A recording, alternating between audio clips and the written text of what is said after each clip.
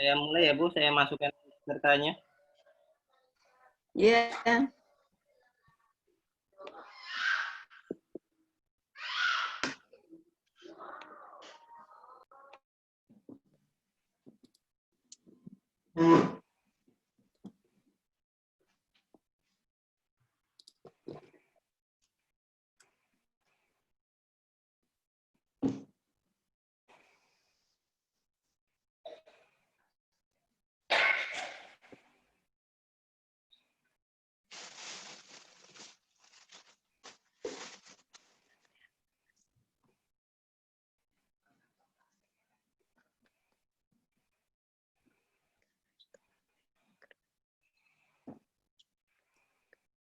Silakan Bu Asih. Sudah bisa dimulai ya, Mas Niko? Silakan Bu. Ya, terima kasih. Assalamualaikum warahmatullahi wabarakatuh. Selamat siang dan salam sejahtera. Pertama kita panjatkan puji syukur kehadirat Tuhan Yang Maha Esa yang telah melimpahkan rahmat dan hidayahnya, sehingga pada siang ini kita bisa berkumpul secara virtual untuk belajar ya, menimba ilmu dari dua orang narasumber. Tadi mohon maaf memang ada sedikit gangguan di koneksi, jadi barangkali Bapak dan Ibu sekalian sudah menunggu selama 30 menit. Ini juga moderatornya belum bisa masuk ya. Tidak apa-apa, sambil kita tunggu. Saya Asistiarini, selaku Wakil Dekan 1 FKM UI, mengucapkan terima kasih sekali lagi untuk dua narasumber kita pada siang hari ini dan pada yang mengikuti kegiatan webinar kali ini. Jadi kali ini dua narasumber kita, yang pertama Ibu Rita Damayanti, beliau ini tokohnya Promkes, jadi nanti akan banyak menceritakan, memaparkan, mendiskusikan tentang bagaimana peran profesi promosi kesehatan dalam pandemi COVID ini.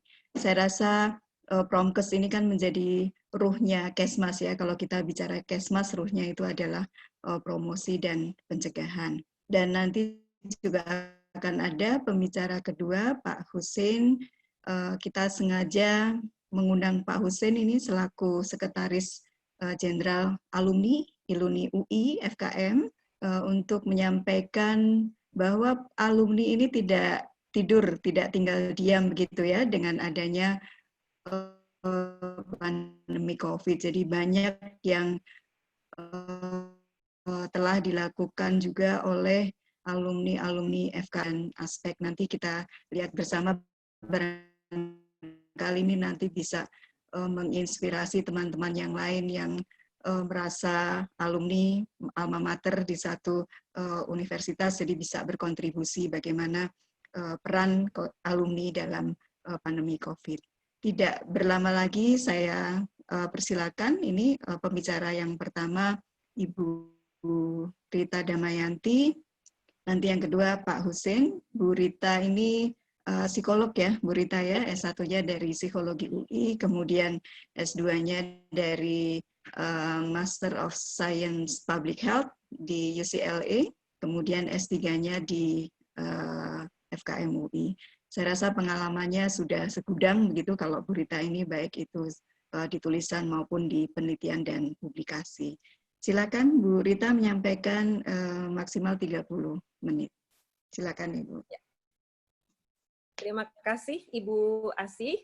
Selamat siang Bapak Ibu sekalian, dan mungkin ada juga para mahasiswa ya, atau kebanyakan lebih muda dari saya barangkali ya. Mungkin 80%. Baik, boleh saya izin share screen Ibu Asih? Silakan. Ya. Mohon diizinkan. Silakan Ibu. Oh. Baik. Jadi walaupun saya ini anak buahnya Ibu Asih ya, karena saya adalah staf pengajar di FKM UI, namun pada kesempatan ini saya diminta oleh Bu Asih untuk memaparkan mengenai peran profesi seperti yang sudah disampaikan oleh Ibu Asih, profesinya apa? Profesi adalah promotor kesehatan masyarakat. Nah, mungkin saya mulai dengan memperkenalkan diri terlebih dahulu, karena PPPI itu mungkin kalah pamor.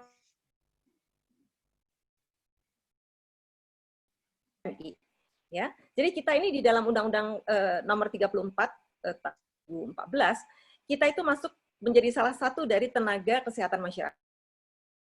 Itu adalah tenaga promosi kesehatan dan ilmu perilaku. Agak aneh juga ya, tapi karena sudah ada di undang-undang, begitulah adanya. Jadi nama kita promosi kesehatan dan ilmu perilaku departemen. Ya, saya agak protes, tapi katanya nggak bisa, sudah ada di undang-undang. Tetapi kita orang profesi hanya menyebutkan sebagai tenaga promosi kesehatan. Nah, kemudian di dalam Permen 43 tahun 2019 tentang puskesmas, kita masuk tertulis sebagai salah satu tenaga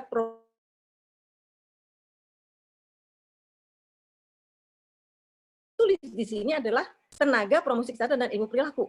Nah, tetapi jangan teman-teman ya, karena kita di profesi Promkes di Bu Asih sudah sampaikan bahwa sebetulnya ruh dari kesehatan masyarakat itu adalah promosi kesehatan untuk melakukan satu intervensi. Jadi intervensi ada dua, yaitu dan kemudian manusianya. Nah, manusianya itu adalah promosi kesehatan. Jadi karena tidak ragu-ragu untuk menyampaikan bahwa minimal dari SKM itu sudah bisa promosi kesehatan. Karena dulu suaranya kedengaran nggak ya? Nah, jadi nggak usah khawatir ya. Dan kemudian siapa itu tenaga Promkes? Nah, ini yang saya jelaskan FKM ya.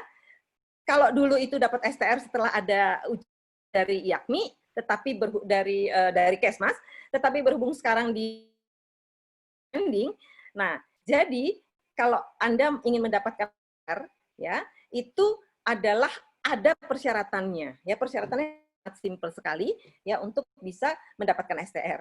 Nah, kalau peminatan itu langsung diakui kemampuannya karena dia punya 30 SKS lebih.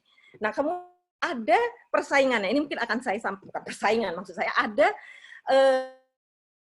sama-sama akan mengisi tenaga Promkes. Ini mungkin akan saya perkenalkan. Ini teman-teman kita dari D4 Promkes, ya. Dan mereka itu langsung uji kompetensi dan dia akan mendapatkan STR. Ya, jadi ada dua yang akan mengisi untuk tingkatan di puskesmas. Nah, lalu apa di dalam profesi kita? 6 itu adalah keahlian promosi kesehatan di level primer. Jadi kita mengibaratkan seorang promosi kesehatan itu adalah seperti desainer baju. Yang menjahit itu boleh dokter, ya. Yang kancing, yang memasang payet itu boleh tenaga kesehatan yang lainnya. Tetapi desain. Jadi kalau tidak ada desain, yang salah adalah orang Promkes. Nah, untuk ini, untuk level 6 atau sarjana, itu adalah primary. Level 7 itu profesi. Dia itu akan bermain di level rumah sakit, tempat kerja. Level 8 itu harusnya kemampuannya sebagai konsultan, evaluasi program. Ya, level 9 itu adalah mengembangkan hal-hal yang baru dan kemudian menelurkan itu dalam kebijakan Promkes. Profesi tenaga Promkes. Kemudian kita hanya ada dari undang-undang kita hanya harus ada satu profesi ini, ya. Tapi kita kompak. Sampai saat ini kita hanya satu yang menaungi Promkes, yaitu PPPKMI.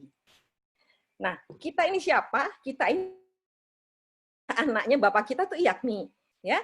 Namun demikian anaknya ini sudah menikah karena umurnya sudah cukup banyak gitu ya. Dari kita lahir 1998. Karena sudah menikah, kita punya anggaran rumah tangga tersendiri. Nah, ini adalah definisi dari promotor kesehatan, ya. Dan kita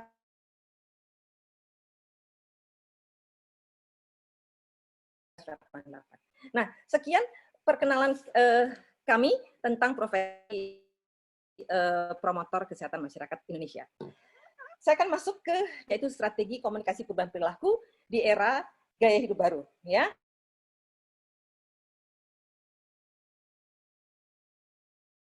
Mungkin istilah kita adalah gaya hidup baru atau new lifestyle.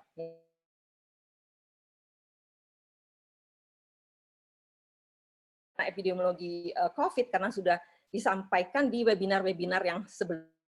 Tapi yang utama itu adalah kita harus berusaha sedemikian rupa untuk flattening the curve, menahan ini supaya teman-teman di kesehatan itu. Nah, dua caranya sebenarnya sederhana, yaitu ya atau physical distancing, ya ini ada perdebatan panjang. Tapi kalau saya joke-nya adalah social distancing itu adalah untuk anak IPS, physical distancing itu untuk anak IPA gitu ya, supaya gampang ya, jadi nggak ada kritik. Kemudian apa itu ya? Yang sudah diatur adalah pembatasan. Lalu untuk mengurangi peluang tertular itu protektif, kita menggunakan masker dan cuci tangan. Sederhana, very simple. Tapi bagaimana mentransfer pesan ini? Satu. Nah, dengan asumsi bahwa pemerintah mampu mendeteksi cakupan deteksi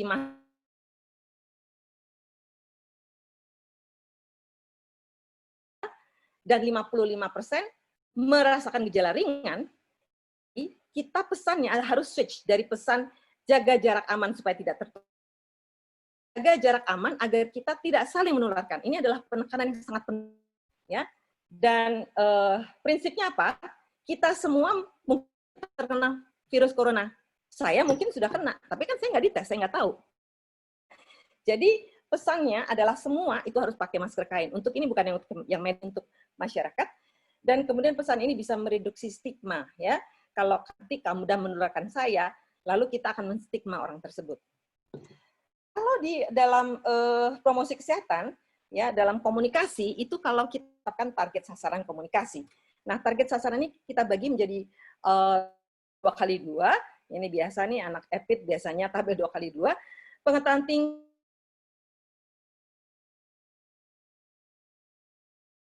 sangat peduli, pengetahuan tinggi, ada kelompok 2, kelompok panik, ada kelompok 3, kelompok angin, dan kelompok 4, kelompok tak terjangkau. Nah, kelompok 4 inilah yang menjadi fokus PKMI. Ya, siapa itu kelompok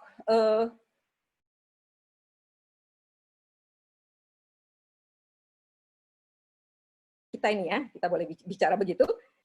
Kita stay at home, stay clean, healthy, stay cool, ya. Tetapi ada juga kelompok yang tapi nggak peduli itu kenapa? Karena dia percaya herd immunity, ya.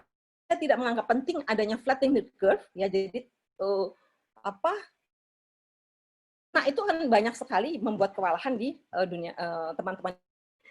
Kemudian waktu itu pesannya yang pakai masker itu hanya untuk yang sakit. Nah sekarang sudah berubah karena sudah ada di mana-mana, ya apa istilahnya penyebarannya di komunitas, ya.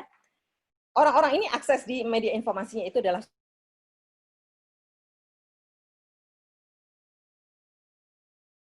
peduli. Nah, ini dia percaya hoax, mengucilkan, menolak, ini banyak kita baca-baca di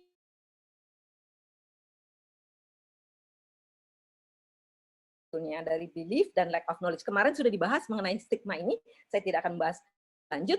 Tetapi yang untuk COVID, saya yakin betul bahwa lack of knowledge, ya kurangnya pengertian di masyarakat. Nah, untuk kelompok yang tidak peduli, nah ini adalah sebetulnya kelompok yang menjadi pokok perhatian kita. Kelompok mereka adalah yang terpaksa secara ekonomi menjadi tidak peduli. Kalau disuruh di rumah saja rumahnya sempit, disuruh sekolah atau kuliah atas, makan asal kenyang, ya. Jadi kalau kita mau bilang makan yang sehat, ada ceritanya. Pokoknya yang penting dia kenyang, ya. Nah, metode apa yang efektif bagi kelompok ini?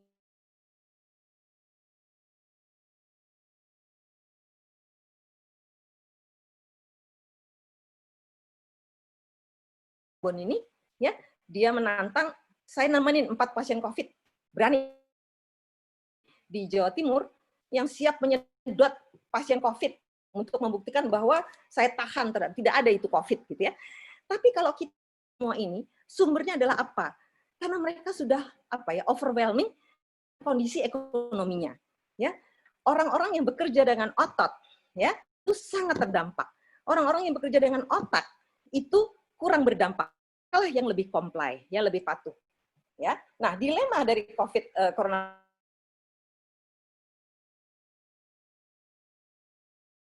bahwa hidup produktif dan aman, ya. Jadi kita harus berdampak, ya, dan hidup berdamping atau berhidup berdampingan dengan virus corona sampai vaksinnya, ya.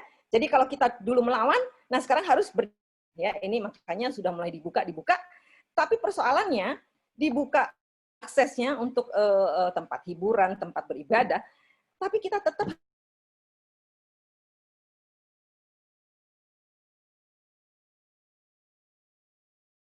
kalau kita lihat siapa yang patuh, ini saya pinjam dari PPT-nya Pak Panduryon. Kita lihat yang patuh di rumah saja itu adalah mereka yang biru adalah yang riches, ya, yang kaya.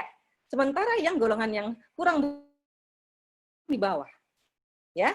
Nah, yang tetap bepergian itu merah yang tadi kurang beruntung itu, ya. Sementara yang bisa bertahan di rumah adalah mereka yang bermampu, ya, yang bekerja dengan otak. Itu kondisinya. Nah, jadi bagaimana kita berusaha supaya mereka yang merah ini mau patuh, ya, karena kalau dia yang untuk mencari uang, dia harus juga tidak tertular dan tidak menularkan. Nah, beberapa ahli perilaku itu menggunakan yang namanya behavior diagnosis. Ada kesempatan, opportunity, dan ada motivasi, ya, ini ada capability dan ada motivasi dan ada kesempatan, opportunity, menimbulkan satu perilaku kepatuhan, ya, dan mereka pun menggunakan yang namanya change will, ya. Jadi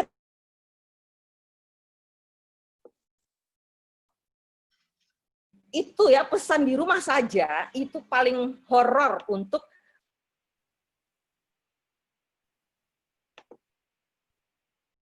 mereka, paling menentang di rumah saja, karena begitu Anda di rumah saja nggak naik Gojek, ya, nggak naik ojek, ya, jadinya mereka nggak ada penghasilan. Terjadi saat ini, mereka penghasilannya turun hingga seperempatnya. Kemudian praktik, ya, pakai masker kan kita nggak enak, ya, ngobrol pakai masker. Tapi pesannya adalah daripada sesek karena COVID, lebih baik sesek, ya. Nah, itu mungkin pesan-pesan yang praktis di masyarakat. Plusnya, jaga jarak minimal 1 meter, menggunakan masker, dan cuci. Efektif memang, 3 hal ini efektif, sudah terbukti untuk menurunkan penularan. Affordability, berapa harga maskernya dibandingkan sebungkus rokok? Itu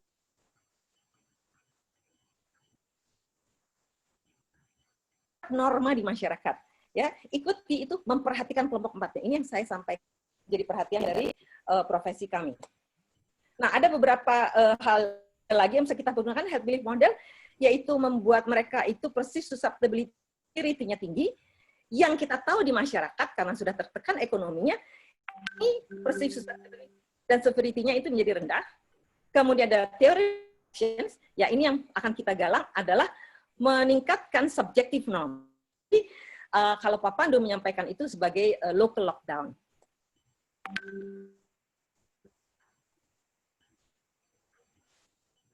Cara hidup baru di tengah pandemi virus corona yang angka kesembuhannya makin meningkat. Kalau di kita ini belum meningkat ini, ya, belum meningkat, tapi sudah akan diteruskan menjadi pelonggaran, ya. Nah, kalau di kita kesehatan yang namanya gaya hidup baru itu adalah, ya, lifestyle, membuat kehidupan kita, mengarahkan kehidupan kita selanjutnya, yaitu hidup tidak konsumtif, menjaga lingkungan, hidup bersih dan sehat, semangat berbagi. Itulah yang kita pelajari dari musibah COVID.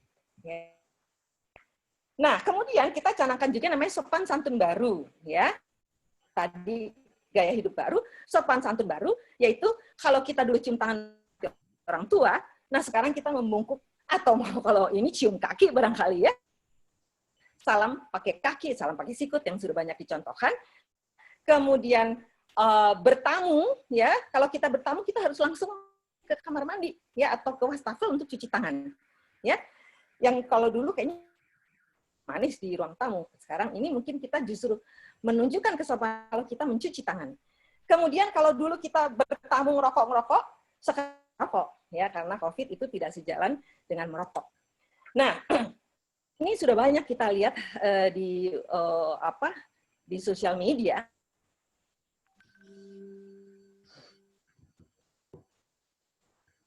mahasiswa atau orang yang berpendidikan, it's easy ya untuk perilaku ini, ya.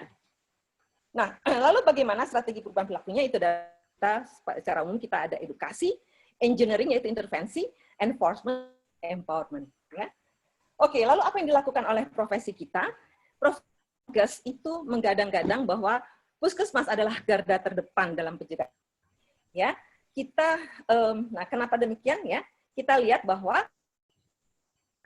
kita menggunakan konsep salutogenesis.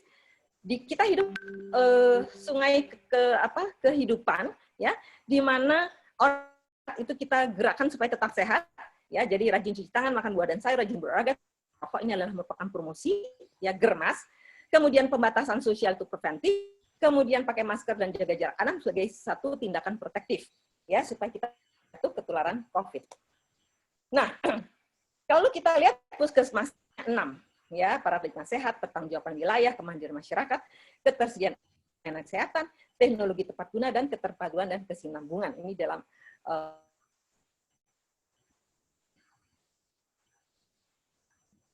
aja ke COVID, ya itu tadi paradigma sehat. Ya ini tadi ya sudah disebutkan, rajin cuci tangan dan sebagainya, ditambah pakai masker dan pembatasan sosial. Kemudian yaitu harus membangun jejaring di kecamatan RT RW, ya. Kemandirian masyarakat, memfasilitasi masyarakat untuk saling menjaga, ya, bentuk kesatuan. Kalau harus ada yang isolasi diri, ya, bergotong royong, kumpul-kumpul. Kemudian ketersediaan akses pelayanan. Nah, ini kita mendukung untuk pelayanan rutin yang minimal, ya, dan melengkapi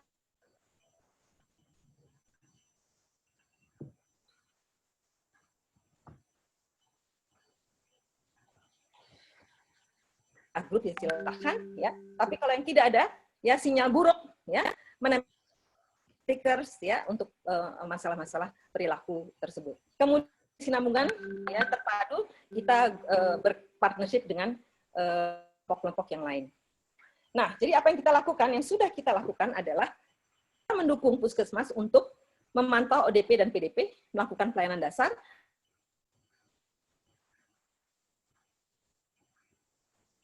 Karena itu, kita membantu melengkapi puskesmas dengan APD yang memadai. Ya, kita ini ada aplikasi yang akan kita kan untuk pemantauan. Kemudian kita mengumpulkan dana, itu dengan live streaming tanggal 20 April. Ini ada rekan-rekan muda dari ini Mantra Futura, Priscilla, ini Rishas dan Popsicle, yang saya sendiri juga nggak kenal karena udah terlalu baby boomers, tapi Anda sekalian mungkin kenal penyanyinya ini, membantu kita pro bono, ya, bernyanyi dalam rangkai live, dan kemudian mengumpulkan dana, dan pada saat itu hanya 24 berjalan terus, dan ini bertambah terus-menerus, dan sekarang kita sudah menyebarkan 30 APD ke puskesmas, 37 lagi, ya. Jadi kita perpanjang masa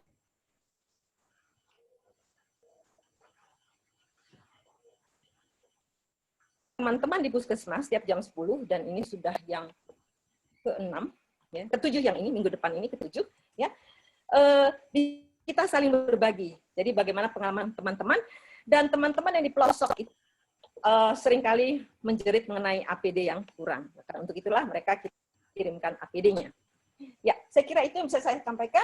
Terima kasih pada teman-teman yang bergerak di puskesmas. Terima kasih juga untuk FKM telah memberikan kesempatan bagi profesi Promkes untuk berbagi pengalaman. Bu Asih.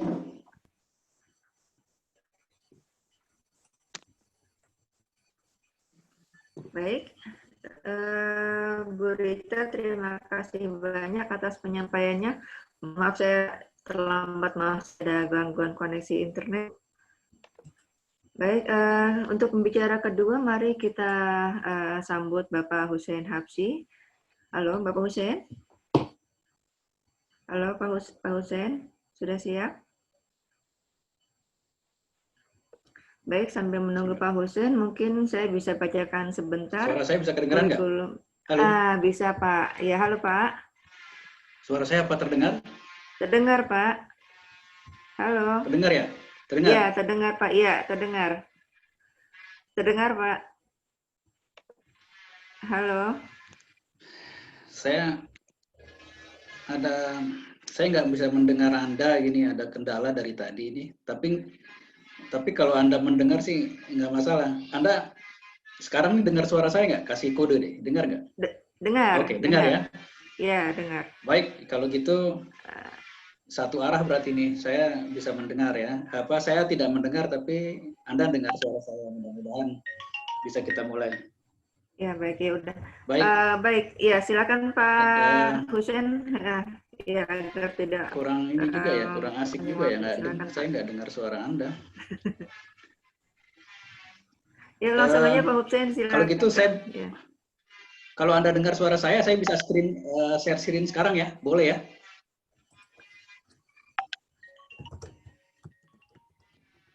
Halo Bu Rita. Oke, baik. Sip. Ya, baik. Suara saya terdengar jelas di sana. Saya akan coba share screen tentang materi yang akan saya sampaikan.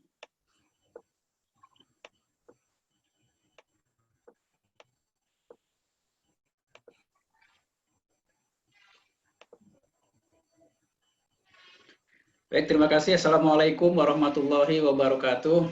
Selamat siang. Waalaikumsalam warahmatullahi wabarakatuh.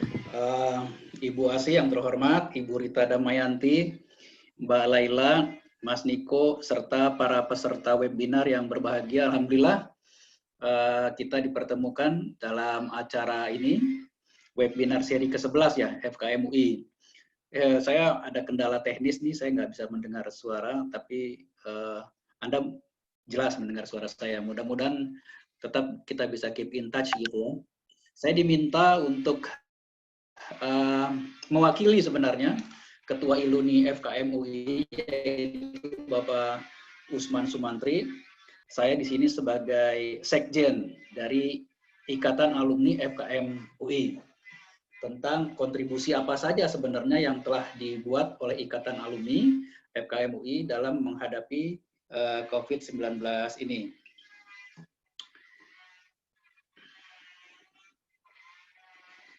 Ini sekilas saya kasih gambaran mengenai kepengurusan dari Iluni FKM UI.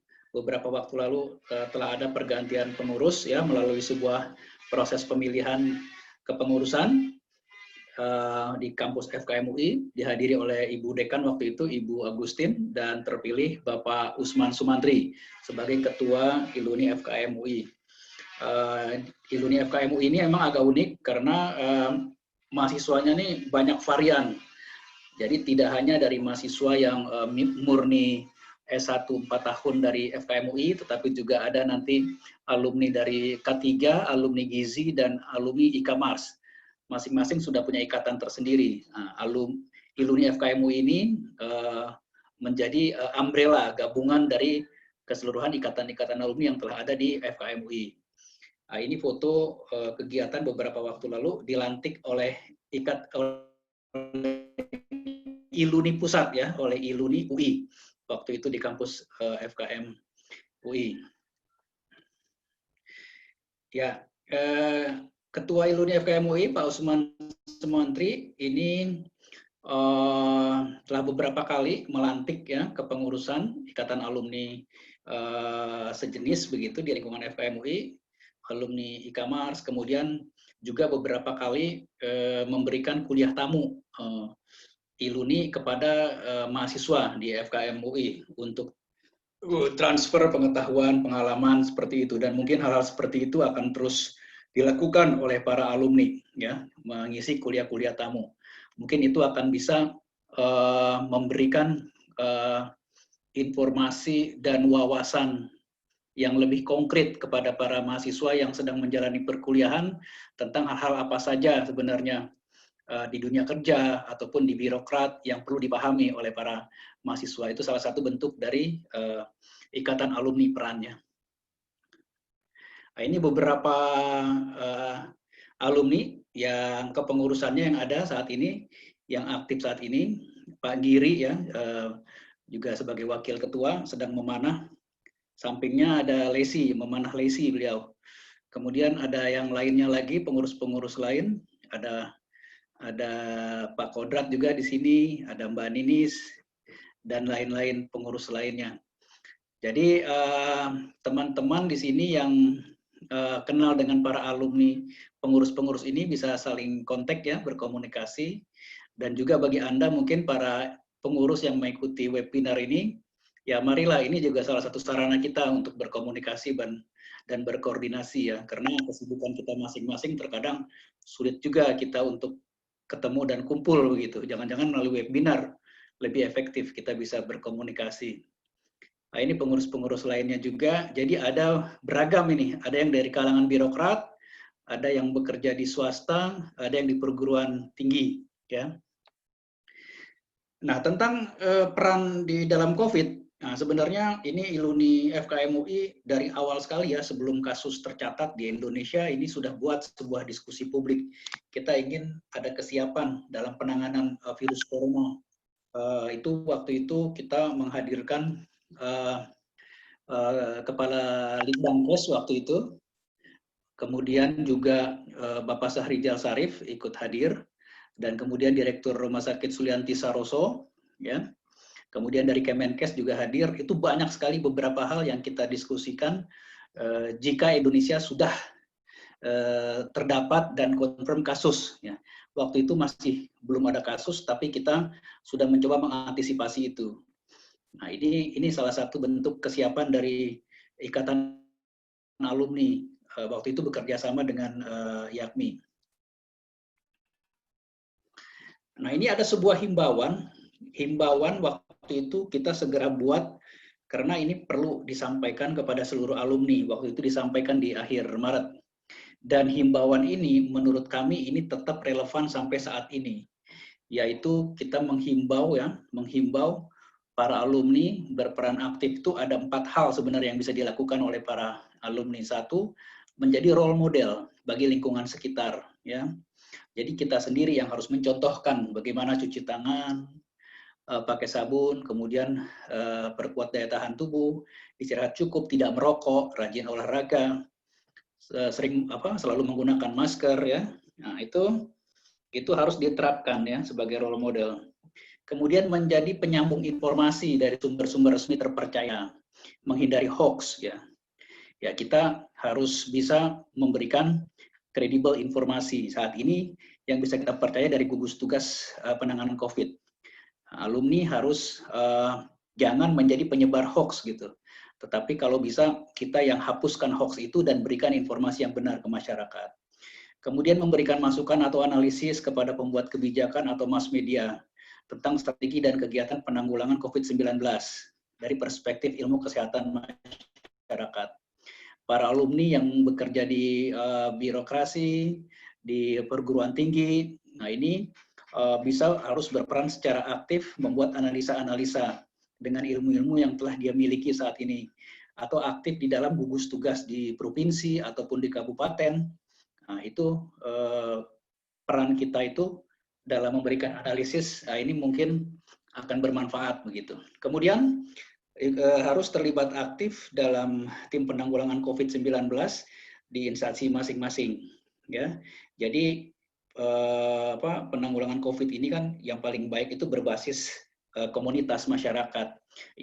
Para alumni dimanapun berada ini seharusnya bisa terjun langsung di lingkungan sekitar dia tempat tinggal begitu. Nah, ini adalah himbauan yang telah kita sampaikan. Dan mudah-mudahan ini sampai kepada seluruh alumni dan mau menerapkan ini semua dalam menghadapi COVID-19. Nah, ini hal-hal konkret yang sudah dilakukan oleh Ikatan Alumni. Ya, kita melihat ini ada banyak masyarakat yang terdampak dengan COVID-19 ini. Karena itu kita melakukan kegiatan-kegiatan penggalangan dana, ya, inisiasi dari para pengurus, ya, yaitu dari alumni ILUNI K3, ILUNI Gizi, ILUNI EPIT, IKAMARS, ya, kerjasama dengan BEM juga, dan dari Dekanat FKM UI menggalang dana. Jadi pada intinya ada 4 hal yang ingin disalurkan dananya itu untuk menyediakan makanan sehat ya bagi mahasiswa UI, khususnya FKM yang ada di asrama, yang dia itu sulit untuk mencari makan karena waktu itu betul-betul social distancing, tidak bisa keluar. Kemudian juga mungkin kesulitan biaya, tidak ada pengiriman dana dari keluarga. Nah, ini kita membantu mereka penyediaan makanan. Kemudian donasi untuk masyarakat terdampak, ya. Ini bersama-sama dengan gerakan dari ILUNI Pusat. Kemudian juga donasi APD, alat pelindung diri bagi tenaga medis. Kemudian donasi pembelian pulsa bagi mahasiswa yang membutuhkan, karena banyak mahasiswa tentu kuliah jarak jauh, terkadang masalah pulsa jadi kendala gitu. Nah, kita coba untuk membantu ini semua. Makanan sehat ini itu menurut data ada 60-70 mahasiswa, ada mahasiswa FKM UI juga di sana. Kemudian kita sampai menyediakan 1.600 kotak makanan ke mahasiswa itu. Dalam beberapa termin kita kirim. Nah, yang menarik, makanan ini dipesan langsung dari vendor kantin di FKM UI, tidak beli dari mana-mana, sehingga juga bisa membantu penjual kantin yang terdampak COVID gitu, yang karena dia tidak bisa berjualan. Nah, ini foto-fotonya. Jadi kita di kotak ya, nasi kotak, kemudian dikirim oleh tim ke asrama. Nah, ini mereka tentu senang hati menerima kiriman makanan ini. Termasuk ketika bulan puasa ya, itu juga bisa buat berbuka puasa. Nah, ini contohnya nih. Ini WA yang masuk ya. Makasih banyak atas bantuannya, begitu kan. Mereka sangat mengucapkan terima kasih, terharu karena ada kegiatan yang sangat bermanfaat, konkret di lapangan memang dibutuhkan gitu oleh mereka. Kemudian ada juga donasi ya, ILUNI donasi untuk petugas kantin, kebersihan dan karyawan ya. Bentuknya dikasih uang tunai. Yang pertama itu ada bantuan uang tunai. Kemudian untuk 11 kasir dan petugas kebersihan kantin, kemudian uang tunai kepada cleaning service karyawan di FKM UI. Ya, jadi ini bentuk-bentuknya ini memang betul-betul kegiatan action yang konkret yang dikasih langsung ke mereka begitu, yang terdampak kesulitan dana di saat masa pandemi ini. Nah, ini dia. Jadi diberikan di data siapa saja karyawannya, karyawan kantin dan kampus, dan diberikan sejumlah dana. Jadi ini BLT-nya ILUNI ini kan. Jadi ini langsung diberikan terdata. Ini menunjukkan solidaritas sesama kita, karena kita pernah kuliah di sana, kenal dengan mereka, mereka sekarang butuh, nah kita sama-sama bantu. Kemudian untuk tenaga medis, ini juga ada, karena kebetulan yang paling berperan ini ILUNI K3, ini menyediakan kebutuhan-kebutuhan ini, ya, untuk Google, masker N95, ya, glove dan seterusnya, ya. Ini dikumpulkan dan distribusi ke yang butuh. Dan yang menariknya ini adalah kita sampaikan kepada para alumni, pada para pengurus siapa yang butuh. Jadi tidak sekedar sebar, tetapi kepada prioritas yang memang kita tahu yang membutuhkan layanan kesehatan mana gitu. Nah, itu kemudian kita langsung kirimkan ke mereka yang membutuhkan itu. Dan ini tersebar se-Indonesia ini, saudara-saudara. Nah, ini dia ini. Ini terkirim ke banyak tempat gitu. Ke rumah-rumah sakit, ada di Samarinda, di Bandung, Majalengka, karena puskesmas juga, tidak hanya rumah sakit tapi juga puskesmas. Ini tentu karena di sana ada alumninya yang memang kenal dengan daerah-daerah ini, sehingga bantuan jadi lebih mudah diterima oleh mereka-mereka ini gitu. Ada 13 sementara ini yang terdata. Nah, ini contohnya diterima di Padang, Rumah Sakit Ibnu Sina sudah diterima. Terima kasih kepada kakak-kakak donatur katanya. Nah, ini informasi ini selalu kita update di Instagram ILUNI FKM UI. Jika Anda memang alumni, baik dari berbagai peminatan S1, S2 ataupun S3, bahkan silahkan masuk ke Instagram ILUNI FKM UI mendapatkan info-info update seperti ini. Kemudian ada lagi, yaitu pembelian pulsa. Nah, ini mahasiswa perlu pulsa. Nah, ini kita sudah berikan ini paket internet. Nah, senang sekali kan? Jadi mereka bisa langsung menggunakan itu paketnya itu. Ya. Nah, ini total bantuan, ini ada tuh berapa jumlah yang sudah diberikan. Nah, ini contohnya update-update datanya. Ini yang menarik adalah perangkatan itu ini tercatat gitu, sehingga ketahuan ini siapa yang memang betul-betul menggalang. Jadi yang mempermudah itu adalah pencarian dananya itu perangkatan. Nah, ini akan mempermudah menggali dananya ini. Nanti perwakilan angkatan langsung pooling data itu ke Bendahara Iluni FKM UI. Ini kalau yang 68 juta, ini beberapa waktu lalu. Nah, terakhir data yang saya terima, totalnya saat ini sudah terakhir terkumpul 87.480.000, yaitu untuk kebutuhan makanan sehat di asrama, kemudian bantuan masyarakat yang terdampak dan pulsa, dan juga APD. Ya. Dan kita harapkan ini bisa terus berlanjut, karena mungkin aja permasalahan COVID ini masih terus berlanjut gitu. Ya, menurut hitungan-hitungan kita kan sebenarnya saat ini belum puncaknya sebenarnya kurvanya itu, kurva epidemiologinya, bisa jadi kasus masih panjang kita hadapi ini. Kemudian, ini dia, saya akan sampaikan beberapa keterlibatan para alumni ya yang memang luar biasa belakangan ini, sangat padat sekali. Beberapa kawan-kawan kami ini terjun langsung dalam berbagai kajian-kajian, terlibat dengan mass media, dan ini sangat upaya advokasi yang sangat penting ya untuk memberikan pemahaman ke masyarakat tentang bentuk-bentuk upaya apa saja yang harus dilakukan untuk memutus mata rantai penularan COVID ini begitu. Ini ada teman kami Dono, kemudian Saudara Ede, kebetulan juga Ketua Umum YAKMI, dan ini ada Saudari Sarah, ya, alumni angkatan 90, aktif di PPKMI. Nah, kemudian ada Mas Hermawan, ya, alumni juga, dan dia sangat familiar dengan mass media saat ini.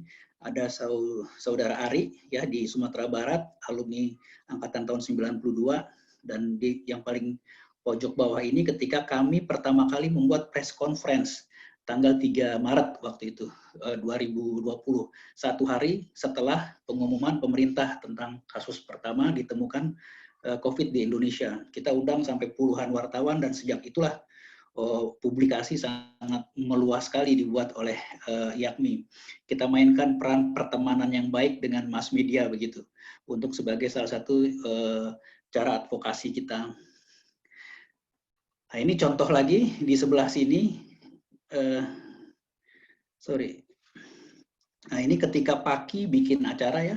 Paki itu ketua umumnya juga alumni angkatan 89, kawan saya juga, Robiana Mojo. Nah, ini pembicaranya ini alumni semua ini. Ada Saudara Ede, Hermawan, Dewi Nur Aisyah, dan Ibu Kartini begitu. Nah, waktu itu bicara tentang new normal di tempat kerja. Ya, kemudian yang satu hal yang membanggakan kita semua, alumni kita yang angkatan belakangan, Saudari Dewi Nur Aisyah, ini menjadi salah satu tim pakar di gugus tugas penanganan COVID nasional. Beliau baru 1 tahun sebenarnya selesai S3-nya di luar negeri, di Inggris. Ketika balik, perannya sangat dibutuhkan sebagai ahli epidemiologi. Dan beliau membantu Prof. Wiku dari FKM UI itu mengembangkan aplikasi Bersatu Lawan COVID yang saat ini digunakan oleh negara kita. Saya mengikuti beberapa kali ketika Dewi itu melakukan presentasi dan menyajikan aplikasi ini di hadapan seluruh menteri, bahkan presiden gitu, yang paling bawah ini di hadapan presiden, bahwa ternyata aplikasi ini memang sangat dibutuhkan untuk mengetahui tentang real time kasus COVID di seluruh Indonesia. Nah, ini salah satu wujud peran dari alumni sampai ke tingkat yang paling strategis di tingkat nasional. Ya, mudah-mudahan ini juga akan turun ke level-level di provinsi, kabupaten, kota. Para alumni juga bisa berkontribusi seperti ini.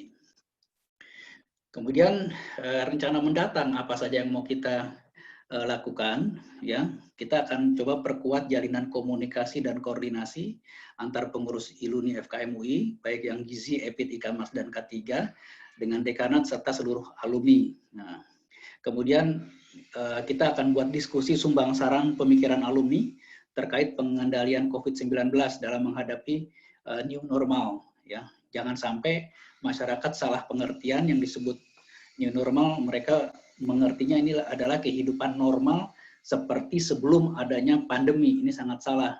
Pelurusan informasi itu sangat penting begitu.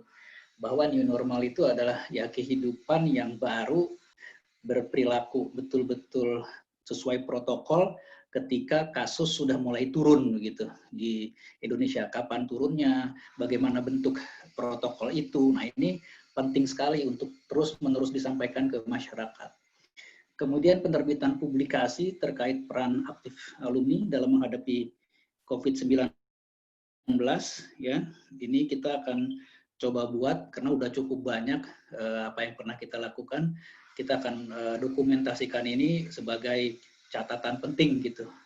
Best practice untuk langkah-langkah ke depan, tidak hanya dalam menghadapi COVID, bisa jadi untuk menghadapi masalah kesehatan lain, ya seperti DBD, stunting, gizi dan seterusnya, HIV dan seterusnya.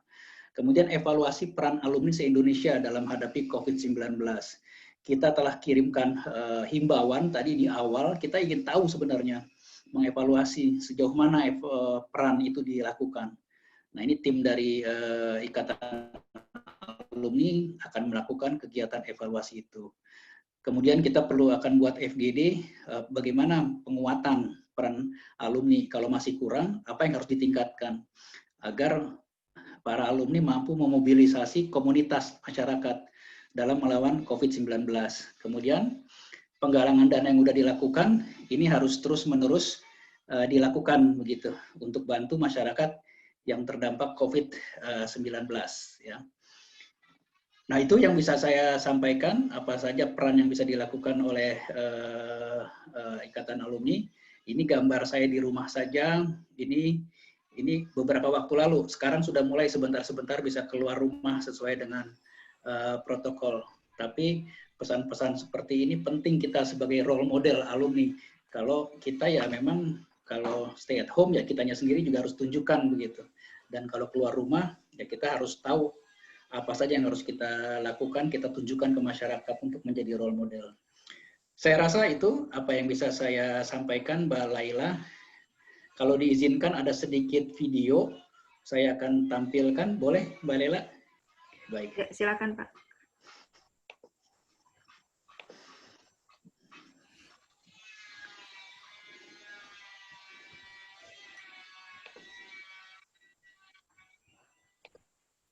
Saya akan ini ya, saya akan apa namanya? Mana ini? Saya akan share screen. Saya akan share screen. Bentar. Oh, ini. Tunggu. Oke, saya akan share screen. Saya akan coba. Mana ini gambarnya nih? Ya, tadi ada.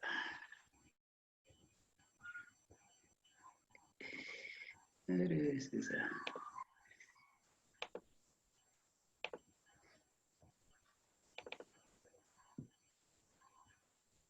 Bentar, Pak ya. Ini ada sedikit ini.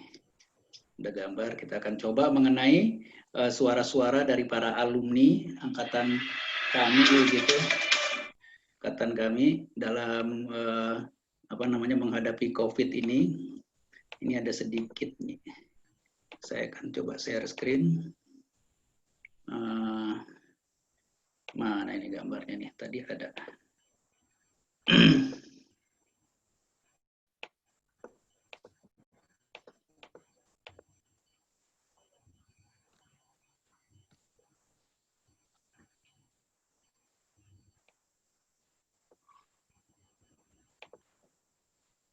Ya, ini dia.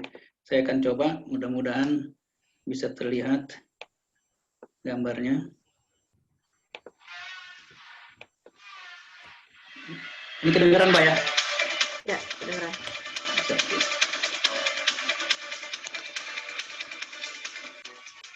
Stay at home, keep healthy. Pasti kan lihat.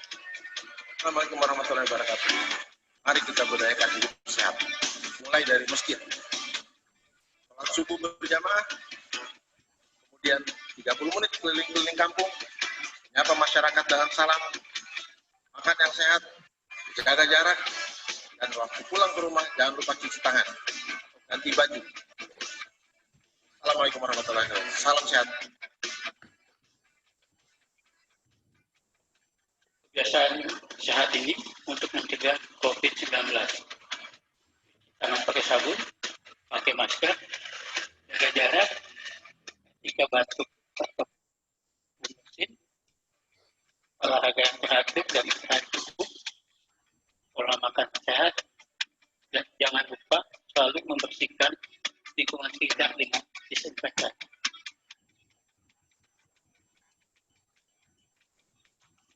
Fakultas Kesehatan Masyarakat Universitas Indonesia, pada kami untuk mengabdi, pada Ibu Pertiwi, banggakan masyarakat untuk menuju hidup sehat. Amalkan ilmu kesehatan masyarakat, mengalaskan meningkatkan derajat kesehatan masyarakat demi kesejahteraan. FKM UI bercita mulia, bercita karya dalam aktivitasnya, maju dan jayalah amaterku Universitas Indonesia.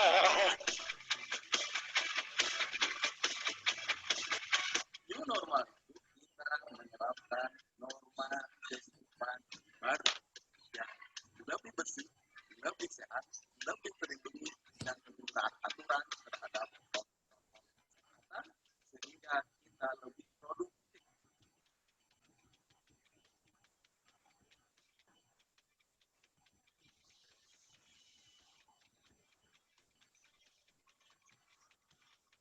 Mari jaga silaturahmi. Gunakan semua kekuatan melawan COVID-19. Gunakan momentum ini untuk gerakan masyarakat berperilaku hidup bersih dan sehat.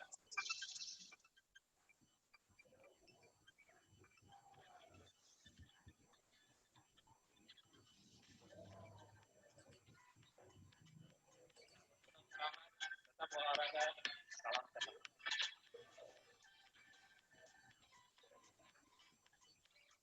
Kita lawan COVID.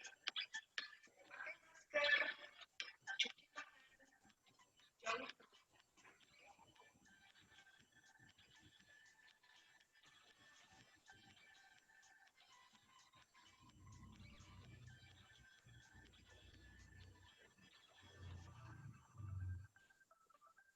Kita lakukan untuk mencegah COVID-19, selalu cuci tangan pakai sabun, gunakan masker bila bepergian, tetap jaga jarak, makan yang bergizi, istirahat yang cukup.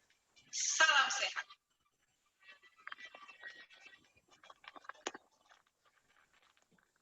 Hidup sehat, makan yang bergizi, istirahat yang cukup, olahraga, pikiran yang positif.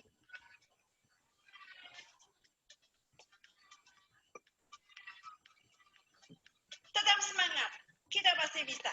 Cayo! Cegah penularan COVID-19, selalu gunakan masker saat di luar rumah.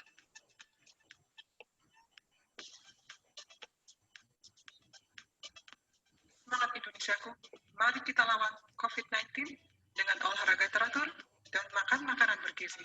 Salam semangat dari Qatar.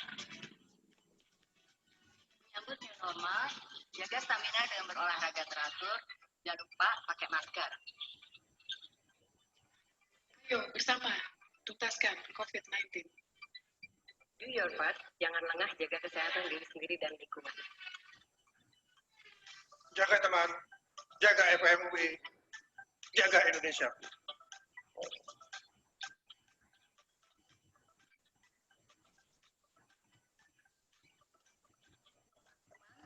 Mari kita perangi COVID-19.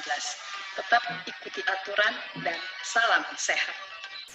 semangat memerangi Corona-19 dengan bergotong royong dan bersatu dalam perbedaan demi Indonesia sehat. Kesehatan adalah untuk semua. Masyarakat sehat, kita sehat. Mari kita bersama melawan pandemi COVID-19. Hidup bersih, hidup sehat, jaga jarak, selalu pakai masker. Lawan semuanya dengan penuh berdoa pada Tuhan. Semangat, kita pasti bisa.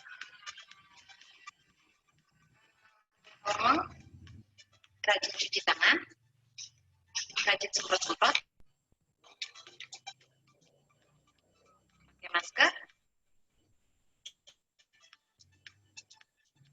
makanan bergizi, dan tetap olahraga. Ayo lawan COVID, sehat Indonesia. Kita harus berterima kasih pada COVID, karena dengan COVID, PHBS bisa terorganisasi dengan sangat-sangat baik. Tetap waspada, jangan panik.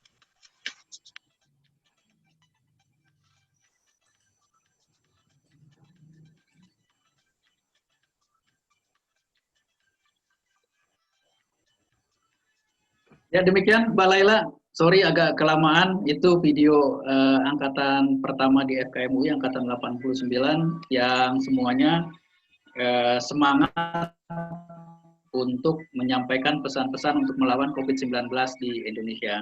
Terima kasih dari saya, Assalamualaikum warahmatullahi wabarakatuh. Waalaikumsalam warahmatullahi wabarakatuh.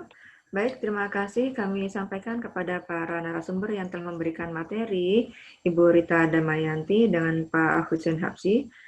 Bila saya rangkum sedikit mengenai apa yang sudah dipaparkan, untuk strategi komunikasi perubahan perilaku, pada prinsipnya kita harus bergerak untuk flattening the curve, ya, yang terdiri atas upaya sosial ataupun physical distancing, kemudian ada protective mask, ya. Nah, masyarakat kita terdiri atas dua bagian, ya, yang masing-masing juga akan terbagi lagi menjadi dua bagian, yaitu kelompok yang berpengetahuan tinggi dan kelompok yang berpengetahuan rendah, yang masing-masing terdiri atas masyarakat yang peduli dan tidak peduli. Nah, kita fokusnya akan lebih kepada masyarakat yang dari kelompok berpengetahuan rendah dan tidak peduli. Itulah yang harus lebih kita perhatikan. Nah, strateginya apa saja? Tadi sudah dipaparkan oleh Ibu Rita Damayanti. Ada beberapa strategi yang bisa diadopsi untuk dilaksanakan. Misalnya dengan teori APIS, Health Belief Model, dan juga ada sopan santun baru, di mana sopan santun baru ini yang terdiri atas cara salam yang baru, cara bertemu yang baru, kemudian tidak merokok bersama, gitu, ya. Nah, kemudian Puskesmas merupakan garda terdepan dalam penanggulangan COVID-19 ini, di mana ada program-program paradigma sehat, kemudian ada program juga tentang kemandirian masyarakat, ketersediaan akses pelayanan kesehatan, teknologi tepat guna, dan seterusnya. Nah, PPKMI ini mendukung kegiatan Puskesmas melalui beberapa upaya, ya, antara lain adalah pemantauan mandiri, kemudian melalui live streaming concert yang pada intinya adalah untuk mengumpulkan dana untuk membantu Puskesmas, yaitu berupa bantuan APD untuk Puskesmas. Nah, kemudian paparan dari Pak Husein Habsyi mengenai peran ILUNI dalam penanggulangan COVID-19 di masyarakat, yaitu bahwa ILUNI FKM UI ini harus menjadi role model, ya, bagi masyarakat. Kemudian ILUNI sebagai penyambung informasi mengenai COVID-19 dan pencegahannya. Kemudian ILUNI memberikan masukan dan analisis, ya, mengenai COVID-19 dan juga terlibat secara aktif dalam tim penanggulangan COVID-19. Nah, selain itu juga ILUNI FKM UI menggalang dana untuk membantu terutama internal UI, ya, khususnya adalah untuk kalangan FKM UI yang berupa makanan sehat, kemudian ada donasi untuk masyarakat terdampak yang terdiri atas petugas kantin, petugas kebersihan, juga masyarakat di sekitar kampus UI. Dan ILUNI UI juga memberikan APD untuk tenaga medis yang telah tersebar ke berbagai wilayah di Indonesia, meliputi rumah sakit dan puskesmas yang membutuhkan. Kemudian juga ILUNI telah menggalang dana juga yang diperuntukkan untuk pembelian pulsa bagi masyarakat, bagi mahasiswa yang membutuhkan. Dengan adanya proses pembelajaran jarak jauh, tentunya mahasiswa membutuhkan pulsa untuk proses pembelajaran. Baik, beberapa ILUNI tadi juga tercatat telah terlibat secara langsung dalam penyebarluasan informasi tentang COVID, juga dari tadi video-video yang telah ditayangkan juga telah memperlihatkan beberapa alumni yang telah menjadi penggerak maupun penyebar informasi COVID-19 di masyarakat. Baik, untuk penanya, tadi saya sudah mencatat beberapa penanya. Bu Rita, mungkin ini sudah ada yang Ibu jawab melalui room chat, tapi mungkin akan saya bacakan lagi, Bu Rita, ya. Sebentar, saya cari dulu.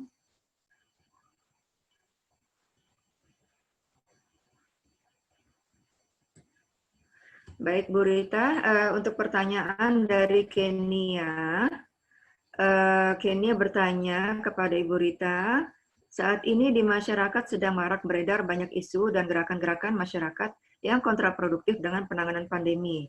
Bahkan cenderung dikompromi beragam sosok public figure yang diikuti masyarakat. Pertanyaannya, bagaimana sikap terbaik kita yang bila kita respon cenderung terkesan buang waktu dan energi. Namun, bila didiamkan, khawatir akan bergulir seperti bola salju yang semakin meluas dampaknya. Mohon masukan, Bu Rita. Terima kasih. Silakan Bu Rita, mau dijawab langsung. Terima kasih, Bu. Sebetulnya apa yang Anda sampaikan itu tadi sudah saya share ya, itu tentang ada seniman yang dari Jawa Timur, itu ada di YouTube itu ininya, yaitu siapa namanya, Taufik Monyong ya, yang dia kemudian menceritakan ya bahwa itu nggak ada ya, itu hanya rekayasa dan sebagainya ya. Dan kemudian dia dicokok, ya artinya dia sudah diinterogasi ya oleh polisi ya, dan diminta keterangannya karena itu membuat keresahan ya. Nah itu sebetulnya tindakan yang benar ya. Jadi begitu ada sesuatu yang membuat masyarakat jadi resah, itu memang harus diverifikasi dan dia sudah mendapatkan konsekuensinya begitu ya. Nah tetapi sebetulnya kita dari Promkes kita melihat ya, memang itu nggak, tapi mengapa dia seperti itu? Sebetulnya sumbernya adalah kegerahan dia karena masalah tekanan ekonominya. Jadi di kelompok-kelompok nih warung-warung kopi itu jadi sepi begitu ya. Nah, jadi nggak ada penghasilan. Nah, kemudian dia itu seorang seniman mungkin juga nggak ada panggilan juga begitu. Mereka yang itu yang saya sampaikan bekerja dengan otot itu memang merasakan dampaknya yang paling parah. Nah, itulah sebetulnya yang menjadi concern karena itu semua mereka menyuarakan ya. Saya mengadakan penelitian tentang dengan mereka-mereka yang terdampak ya secara kualitatif. Dan ojol-ojol itu menjerit dan mereka itu paling sebel itu kalau lihat hashtag di rumah saja. Nah, itulah yang saya harapkan kita teman-teman Promkes harus berempati.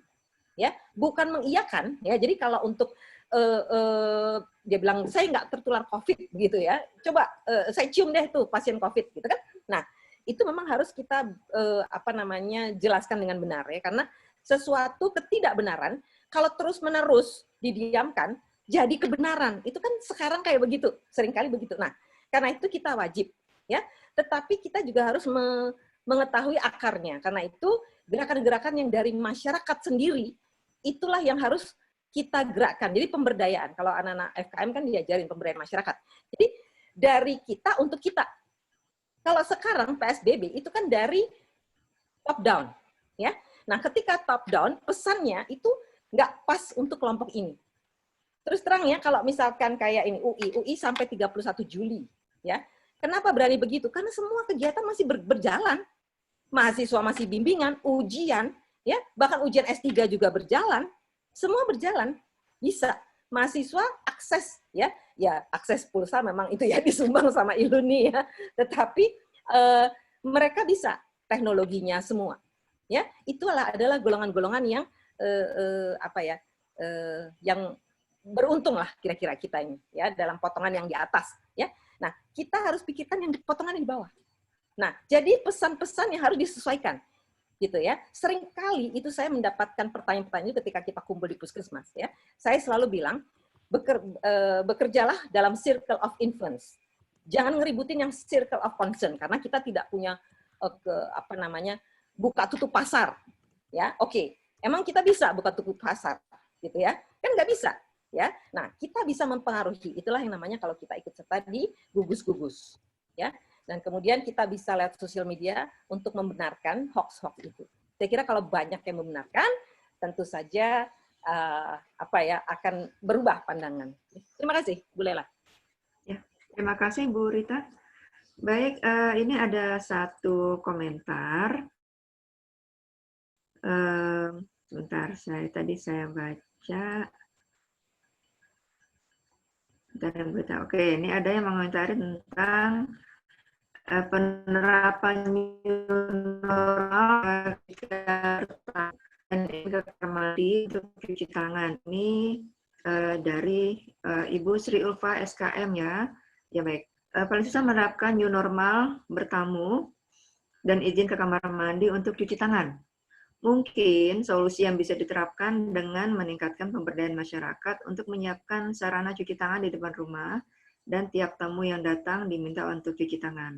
Mungkin Bu Rita bisa memberikan tanggapan terkait dengan masukan ini, Bu. Silakan. Iya, itu idealnya Ibu. Idealnya kan saya circle of influence. Jadi kalau saya datang ke rumah Ibu nggak punya tempat cuci tangan di depan, nah saya permisi Bu. Saya cuci tangan dulu ya, Bu. Ya gitu kan. Begitu maksud saya. Tapi kalau ada di luar ya jangan masuk-masuk ke dalam. Kan gitu kira-kira ya. Dan juga itu kan tergantung dari kedekatan kita. Ini secara umum. Ya. Jadi jangan diambil letterlock begitu. Ya. Tapi intinya adalah kita sekarang minta cuci tangan itu adalah sebetulnya sopan santun, justru sopan. Nah, sebetulnya yang lebih lagi itu bawalah hand sanitizer. Jadi begitu Anda duduk, Anda keluarkan hand sanitizer, Anda lap. Ya, cuman kan saya ngomong ini, saya memperhatikan yang kelompok 4. Ya, kelompok 4 itu mungkin kalau disuruh beli hand sanitizer, ya kalau kita mungkin murah gitu ya. Tapi kalau mereka mungkin lebih baik saya buat beli telur daripada beli hand sanitizer. Begitu ya. Ya tepatnya sebenarnya beli rokok ya, jadi lebih baik beli rokok daripada beli hand sanitizer. Begitu kira-kira. Baik, terima kasih Bu Rita. Masih ada lagi Ibu ya. Ini pertanyaan beberapa kepada Ibu Rita. Baik, dari Erigana, dosen di Batam ya, pada Ibu Rita. Menurut Ibu, peran perguruan tinggi di daerah dalam keterlibatannya membantu gugus tugas COVID-19 dalam hal pramukas adalah sangat diperlukan guna meningkatkan pengetahuan masyarakat agar tahu dan mampu melaksanakan protokol kesehatan. Pertanyaannya, posisi perguruan tinggi tersebut berada di mana, Bu? Sementara hierarki struktur dan fungsional sepertinya tidak ada. Menurut Ibu perannya di mana? Terima kasih. Silakan Bu Rita. Iya, jadi Bapak memang PPPKMI di daerah Batam itu memang belum ada, ya. Tetapi kalau teman-teman yang lain, kita itu kalau PPKMI itu triangle, selalu triangle ya, segitiga. Jadi ada struktural, yaitu orang-orang dinas, kemudian ada akademisi, kemudian ada praktisi, yaitu jafung-jafung. Itu isinya. Dan saya selalu menekankan struktur organisasi seperti itu. Nah, jadi kayak teman-teman di sini, ini terus terang di Promkes ini banyak akademisi juga, satu kaki akademisi, ya. Nah, di situ seperti apa yang kita lakukan ya setiap hari Sabtu kita mendengarkan mereka, tapi kita juga memberikan masukan kalau ada pertanyaan. Ya, jadi ada pembicara 15 menit, kemudian setelah itu sharing pengalaman dan kemudian mereka bisa bertanya macam-macam ya. Kadang-kadang yang menjawab temannya sendiri. Begitu. Nah, itu adalah sumbangan kita seorang akademisi ya di dalam profesi. Begitu. Jadi memang agak sulit kalau cuman jadi staf pengajar. Oh bisa, tetapi itu seperti kayak di FKM ya, ada Pak Wiku, ya ada Pak Iwan, Pak Pandu ya, tetapi Anda harus bisa cari channelnya. Begitu. Ya. Nah, kalau nggak bisa pakai channel seperti itu, Ya, kita channel satu lagi di profesi, ya. Nah, kalau belum ada PPKMI, ya bisa dengan IAKMI. Saya kira Pak Hussein sudah ada IAKMI ya di Batam. Pak Hussein nggak bisa dengar, nggak bisa dengar suara kita. Ya, sorry. Mungkin nggak ada juga IAKMI, ya. Nah, akhirnya jadi gimana ya? Jadi timpang. Nah, jadi saya mendorong Bapak, kalau Bapak di Komkes, tentulah bangunlah PPKM di sana. Jadi kita lebih apa ya? Gabungan antara akademisi, kemudian praktisi, dan kemudian ada orang-orang dari dinas yang kita bantu, begitu kira-kira. Ya, baik. Terima kasih Bu Rita. Ya, ini ada respon dari Pak Erigana. IAKMI ada, tapi belum greget kalau di Batam itu. Ya, baik. Saya lihat di ruang chat ini tidak ada pertanyaan dan komentar lagi. Untuk Pak Hussein Habsyi, oleh karena ada gangguan internet, beliau tidak bisa mendengar suara kita semua. Ya, untuk Bu, Bapak Ibu yang ingin bertanya, ya. Boleh, Ya, Bu. ya. Dibuka itu, Bu Laila pakai HP. Pakai HP. Nah, itu bisa gitu. Saya kalau begitu, kalau ada hambatan itu. Jadi telepon aja Pak Hussein. Di telepon. Ya, nanti dia buka speaker. Anda buka speaker. Baik, sebentar. Ya, masalahnya saya tidak punya nomor Pak Hussein. Oke. Saya call ya. Ya, silakan dilanjutkan dulu deh, Pak Hussein. Ya, sambil menunggu Rita menghubungi Pak Hussein, ya kami mohon maaf semuanya atas kendala koneksi internet. Termasuk saya juga mengalami unstable connection, ya. Dengan suara yang terputus-putus ini memang kurang optimal. Namun kita terus berjalan, ya semoga apa yang kita peroleh hari ini bermanfaat untuk kita semua. Kamu unmute. Oh, oke. Oke, saya call. Baik, Bapak Ibu, kalau ada yang punya pertanyaan bagi Pak Hussein, silakan dipersiapkan pertanyaannya sehingga bisa disampaikan langsung, dibantu oleh Ibu Rita.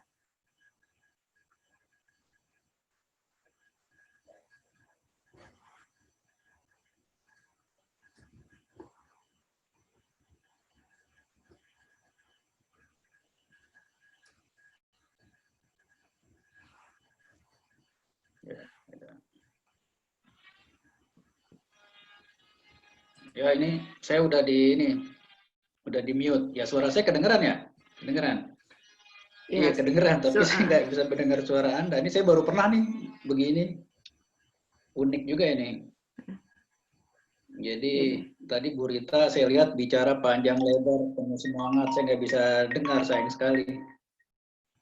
Nah, ini Bu Rita telepon saya nih. Ini lucu nih, saya telepon-teleponan di sini.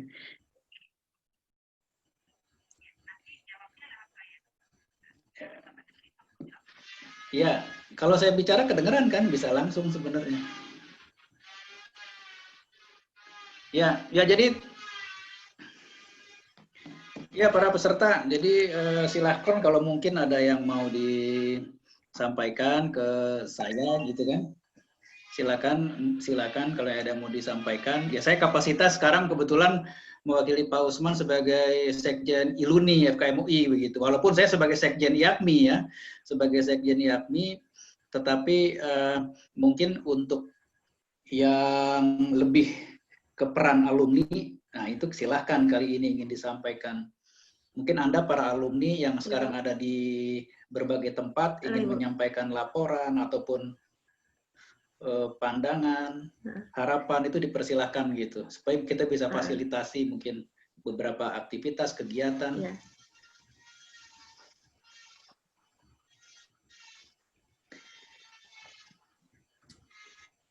Saya juga udah tulis itu, kalau ada di grup chat itu, kalau ada yang mau ditanyakan ya bisa ketik di sana, atau kalau ada yang mau langsung ke saya, ke nomor WA saya mungkin 0812 183 4881.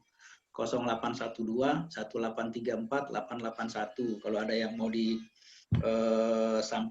pertanyaan ataupun klarifikasi, dipersilahkan. Ya, baik. Terima kasih Pak Husein. Terima kasih juga Bu Rita atas bantuannya. Namun kelihatannya... Gimana selanjutnya? Ya, Bu Rita, gimana Bu Rita? Ini Gulai lagi ngomong, kamu dengerin aja. Iya. Oh iya, Ya. silakan. Ya, sepertinya di kolom di ruang chat belum ada yang bertanya untuk Pak Husein. Nah, kami sarankan kepada Bapak Ibu yang ingin bertanya kepada Pak Husein untuk bisa langsung menghubungi nomor handphone yang sudah tertera di ruang chat ini ya Bapak Ibu ya. Ini Pak Husein telah memberikan nomor beliau ya. Jadi baik, karena tidak ada yang bertanya lagi, mungkin kita akan tutup webinar sore ini. Sudah jam 14:45 ya. Ini ada masukan dari Ibu Lili Yulistiani. Beliau mengucapkan terima kasih kepada narasumber. Semoga kita semua bisa mengoptimalkan peran Kesmas di masyarakat. Begitu. Terima kasih kepada Ibu Lili Yulistiani. Baik, Bapak Ibu, kalau sudah tidak lagi, saya mewakili Ibu Wakil Dekan, Ibu Asih Setiarini, akan menutup acara webinar FKMUI ke-11 ini. Semoga apa yang telah kita dapatkan hari ini bermanfaat untuk bagi kita dalam melakukan penanggulangan menghadapi COVID-19 dan juga untuk menghadapi kehidupan new normal hingga berakhir masa pandemi ini ya. Baik, terima kasih banyak atas nama FKMUI kami ucapkan kepada para narasumber yang sangat berkompeten di bidang ilmu masing-masing, yaitu Ibu Rita Damayanti dan Pak Husein Habsyi. Alhamdulillah acara ini telah terselenggara walaupun dengan koneksi internet yang cukup terbatas ya. Pada semuanya Ibu telah setia hadir di webinar hari ini. Terima kasih semuanya. Assalamualaikum warahmatullahi wabarakatuh. Selamat sore semuanya. Waalaikumsalam warahmatullahi wabarakatuh. Ya, terima kasih. Senang juga bisa dengar suara melalui telepon. Dahsyat juga ini. Saya ngomong tapi nggak bisa. Atas nama pribadi mohon maaf, koneksi internet juga tidak stabil ya. Saya baru pernah begini. Nanti saya mau coba lagi lah. Berat. Oke Ibu, makasih banyak ya. Mbak Lela, Bu Rita, terima kasih banyak.